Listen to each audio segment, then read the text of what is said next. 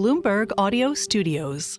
Podcasts, radio, news. I'm Sonali, Basak, and you're watching Bloomberg Open Interest, and I'm standing by here at Morgan Stanley's headquarters in Times Square alongside Morgan Stanley CEO Ted Pick. Of course, you had your third quarter earnings report today. You're watching your stock soar. You're having one of your best days ever, really. If it holds, it'll be at least your best intraday in 4 years, and certainly your best day since you became CEO.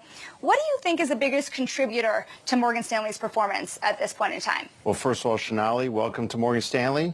Thank you for wearing Morgan Stanley blue. We're thrilled to have you here. I think the story of our earnings is one of consistency. Consistency on the top line. This quarter, 15 billion plus, and now all 3 quarters, 15 billion plus. And we've seen balance in the two major segments of wealth management and institutional securities, where the profitability is roughly equal. We've got great performance in the third segment, investment management too. And then importantly, if you think about our sequential EPS, 202 in the first quarter, 182 in the second quarter, 188 in the third quarter. So I think it's a consistency story more than anything. I'd say the second thing is operating leverage. As you know, we reduced our operating leverage needs by about 300 basis points improvement, such that when you see our returns on tangible, they were 17.5% for the quarter, 18% for the year to date. So it's an operating leverage story too. And then, of course, we're talking about growth. We're talking about growth in wealth and investment management and in the investment bank, not just off this quarter, but in the years to come. You know, it's interesting because, of course, in wealth, you're already really the largest, of course. But when it comes to investment banking, I remember a year ago, what you told me was that equities, fixed income, and across investment banking, you're focused on being number one. Now, notwithstanding today's report, you still have a ways to go with the other two investment banks when it comes to revenue. How are you closing that gap? I think that's a great question in the sense that we want to generate real returns and be in front of clients in the investment bank, and you see the share gains. You see that we've done $3 billion in equities for the last couple quarters. By the way, we did that $3 billion with lower VAR. So the $3 billion versus last year's number in the mid-twos in equities was done with roughly the same VAR. So there's an element of the composition of that revenue base is about getting closer to clients. You could feel those metrics, and I think the fact that we were able to navigate what happened in Tokyo, what happened more recently in China without a ton of volatility in the books, able to monetize that with clients in prime brokerage and cash equities and derivatives is important. And then if you look at our fixed income business, it's been stable, really a stable business which has underlying volatility, just it's part of what foreign exchange and rates and credit are. But they've been stable, and I feel like in both those businesses, there's an element of the leaders pulling away from the pack just because it costs a lot to run those businesses every year. If you're going to be connected with the clients, you need to be connected across the entire product suite. But also, Sonali, as you know, you have to be connected around the world. And so we've been spending time in Tokyo. We've been spending time on the continent. We've been spending time in India, making sure that we are connected with clients. And of course, in Hong Kong, we had an important quarter. So I feel good about the global business. I feel that we now can really lay claim to being one of several global investment banks. You tell me how many you think, but that business can generate real operating leverage. And when the cycle demands it, like it is now, where things are beginning to happen, that we can lean in. You know, it's interesting, value at risk, for those of you at home, that is what VAR is. And it's interesting, you're watching markets near record highs, 46 record highs this year already. You're watching hedge funds with record amounts of leverage. Do you worry at all about where we stand today, given what it's taken to get here? Well, we certainly are always paying attention to where there's leverage in the system, because we lend and we are market participants. So we're keeping an eye on all of our counterparties, our clients, constantly looking at terms of trade, where we are in the capital structure. I do think leverage, though, has some distinction within the asset classes. So, for example, our prime brokerage business is at highs, And some of the traditional long-short investors, as you say, are operating it on a fully invested basis in many cases. But if you look at other segments like the multi-strats or the quants, they're actually operating at leverage that is roughly close to the long-term average. So there is leverage capacity, but I do take your point that it is very important for us to continue to pay attention to where there may be leverage in the system. Now, leverage is more expensive given we have higher rates. And the reality is we're all looking to do the right combination of high margin business with clients, which means that you have to be thinking about clients durably over decades. Which clients are going to be in the businesses you care? Where might we be working with a client across our firm to manage those assets, source assets, structure, finance? So it's not just the classic investment banking play, it's also their interaction with us in the wealth management context, their interaction with us in the investment management context. And you've heard Sonali and me talk about the integrated firm. That's where we think it's powerful, not just because there's interconnectivity, but there's also sort of an ongoing diligence around who we're interacting with, at what level, how do they think about their strategy and culture. Now, I also want to move away from trading and over to M&A and IPOs, because this morning you told analysts that you are bullish.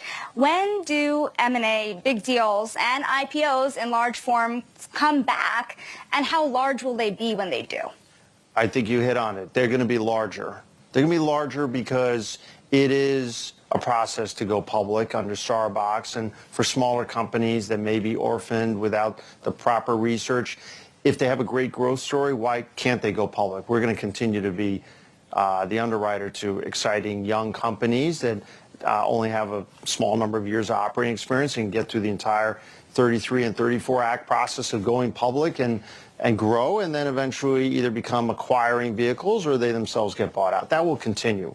But what is more likely, as you know, and you spend a lot of time talking about, there is $1.3 trillion of dry powder held by financial sponsors. There is at least $3 trillion in the ground, 10,000 portfolio companies, and for the first time in almost 15 years, the rate of deployment is outpacing the rate of raising. So why is that important? As we both know, because that equation means those private equity sponsors need to monetize. How are they going to monetize?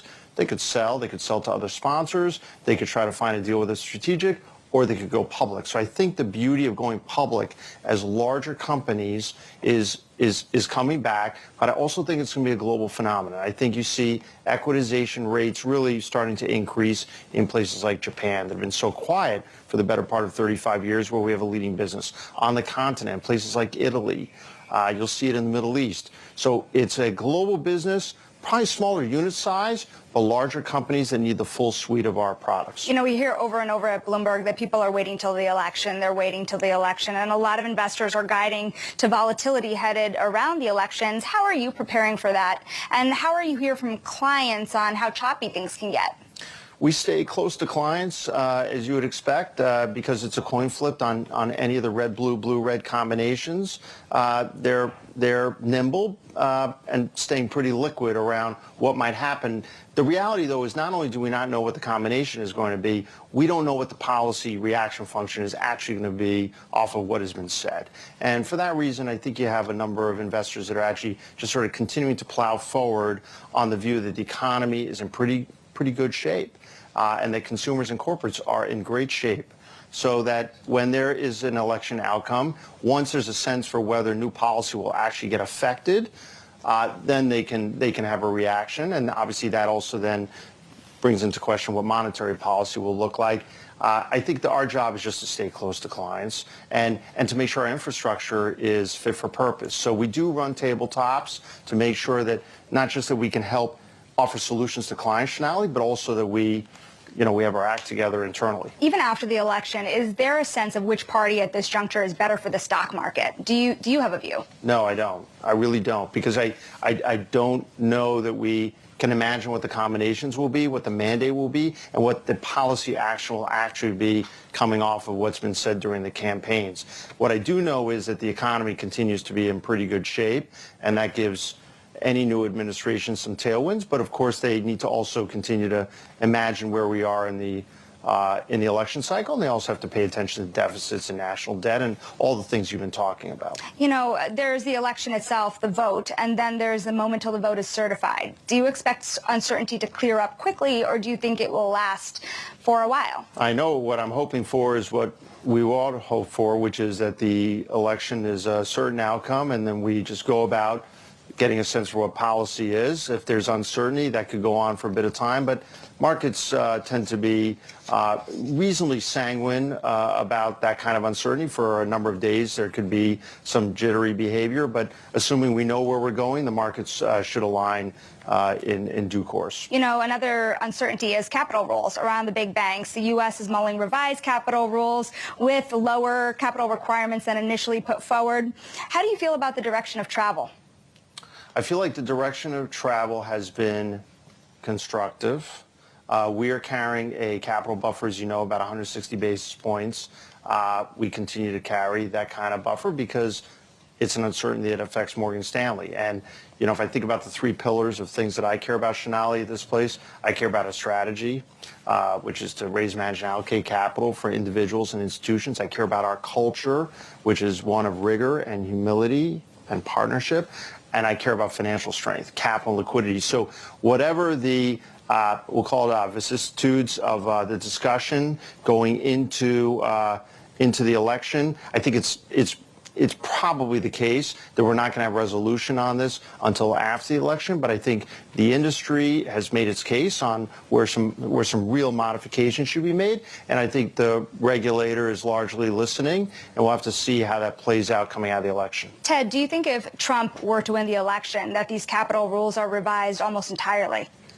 No way of knowing. No way of knowing, because I think, in fairness, there is a desire to put the puck on the ice, and it may be in everyone's interest, whatever the administrative combination, to get something done. And if the industry feels it's reasonable, and it's reasonable for Main Street and for our client base, there will be an effort to go forth. On the other hand, if it continues to be a tough one, we're going to have to continue to talk. You know, one more question for you before I let you go. Today, I was joking, it's like the comeback of the Morgans. Your stock commands a higher price-to-book ratio than even JP Morgan's does today.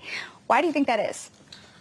Well, I think it's because we've got a durable business model, and we know we do. You know, we raise, manage, and allocate capital for clients, individuals, and institutions, and that puts us in two spaces that are secular growers, and they're global growers. The classic wealth management business with 15,000 financial advisors, our fantastic E-Trade platform, our growing workspace. Our investment management solution with its parametric tax customization product, part of a growing investment management space. As you know, that is a secular grower for alts. And then the investment bank, where there's a ton of growth.